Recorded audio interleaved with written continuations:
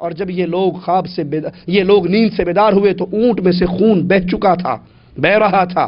انہوں نے جب دیکھا بچنے کی امید نہیں ہے، اس کو ذبح کیا، اس کا خون گوشت بنایا، کھایا، پیا، بانٹا۔ واپس آ رہے تھے تو راستے میں سے ایک بندہ آ رہا، کہنے لگا تم میں فلاں ابن فلاں ہیں؟ اس نے کہا اونٹ والا نے، ہاں جی میرا نام ہے یہ۔ کہا آپ نے میرے ابا کے ہاتھ پہ کوئی اونٹ بیچا تھا؟ کہا ہاں، قبر والے سے خواب میں سودا ہوا تھا۔ کہا وہ میرا باپ تھا، اس نے مجھے کہا کہ میرا جو اصیل اونٹ ہے وہ تجھے دے دوں، یہ اس کے بدلے میں اونٹ تو لے لے۔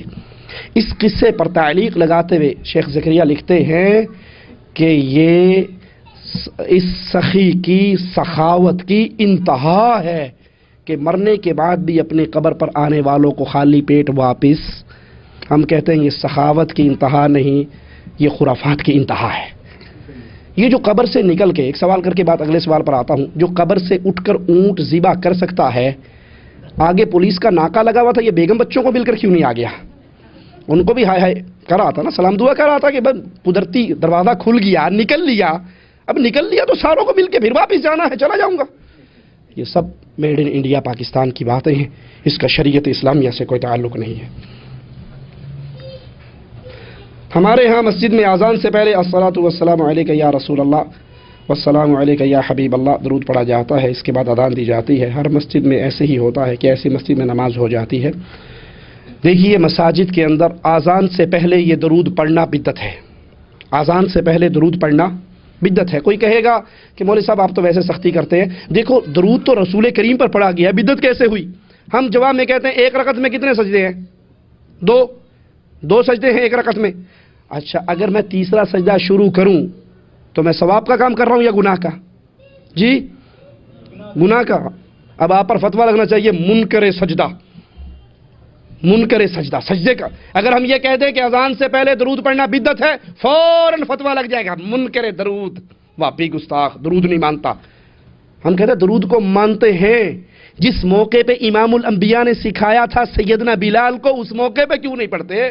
نبی کریم نے آذان کے بعد درود سکھایا، سیدنا بلال نے آذان سے پہلے الصلاۃ والسلام علیک یا رسول اللہ کا یہ الفاظ نہیں کہے۔ پھر اس کے اندر ایک شرکیہ لفظ جملہ بھی کہا جاتا ہے، وہ کیا ہے؟ الصلاۃ والسلام علیک یا نور من نور اللہ، اے محمد صلی اللہ علیہ وسلم آپ اللہ کے نور کا ٹکڑا ہیں، آپ پر سلام ہو۔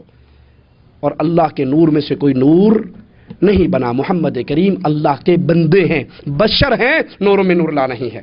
ایک تو یہ عمل بدعت ہے، پھر اس کے اندر شرک والا جملہ آتا ہے، مشرک کے پیچھے نماز نہیں ہوتی۔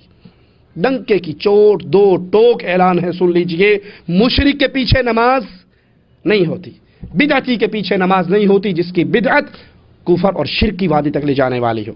نہیں مانتے تو مثال دے کے سمجھاتا، ابھی درس ختم ہوگا، لوگوں نے اپنے اپنے گھروں کو جانا ہے۔ کچھ بھائی ایسے بھی ہوں گے جو ٹیکسیوں پہ اور گاڑیوں پہ آئے ہوں گے، اپنی گاڑی ان کے پاس نہیں ہوگی۔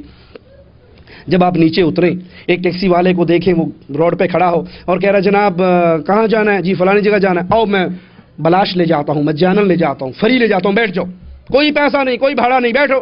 آپ جب بیٹھنے لگے، ڈرائیور صاحب کو آپ نے غور سے دیکھا، وہ انا سی، وہ اندھا تھا، بیٹھ جاؤ گے؟ ہیں اندھے کی ٹیکسی میں بیٹھو گے؟ نہیں، کیوں؟ اندھا ہے، مرے گا بھی مارے گا بھی۔ ارے بھائی اندھا ہے، اس نے اپنا کام کرنا، اپنے اپنا کام کرنا۔ یہی مثال دیتے ہیں نا، نماز پڑھنی اس نے اپنی پڑھنی، ہم نے اپنی پڑھنی، اس نے اپنا کام کرنا، گاڑی چلانی آپ نے اپنا کام کرنا، بیٹھے رہنا، اس کو چلانی نہیں آتی، اندھا ہے، مرے گا۔ جو مشرک ہے وہ توحید میں، عقیدے میں، ایمان میں اندھا ہے، اس کی اپنی نہیں ہو رہی، آپ کی کہاں ہوگی؟ یہاں پر امام صاحب امامت کرواتے ہیں اور مسجد میں لکھا ہوتا ہے یا محمد یا علی یا فاطمہ یا حسن۔ اگر وہاں پر آدمی جماعت کے ساتھ نماز نہ پڑھے تو فتنے کا خطرہ ہے۔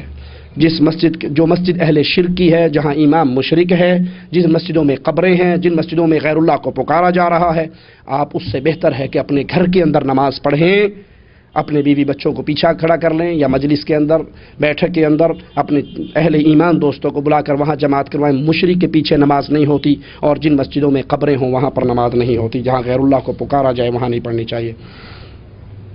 ہمارے مذہب اسلام میں پینٹ اور شرٹ پہننا کیسا ہے، جائز ہے یا نہیں؟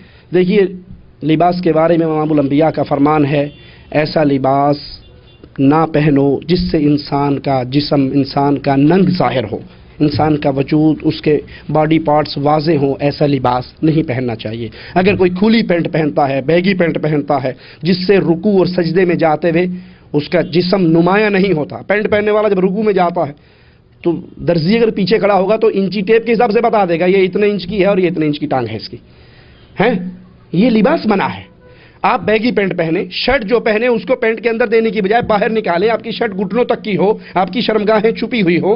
لباس میں آزادی ہے، لیکن کفار سے مشابہت کرنا منع ہے، اور ایسا تنگ لباس، ٹائٹ لباس پہننا منع ہے کہ سڑک پہ جاتے ہوئے دور سے کوئی 5ویں کلاس کا بچہ دیکھے تو کہ 11 لکھا ہوا نظر آ رہا ہے۔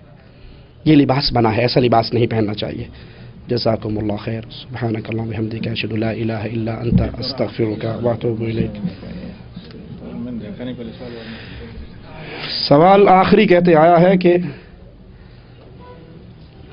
مسجد میں نکاح کے بارے میں بیان کیجئے، کیا مسجد میں نکاح کروانا جائز ہے؟ جی بالکل، بہت اچھا ہے کہ مسجد کے اندر نکاح ہو، ٹھیک ہے، شادی ہال کا خرچہ بچے گا، سارے پنگے ختم ہوں گے۔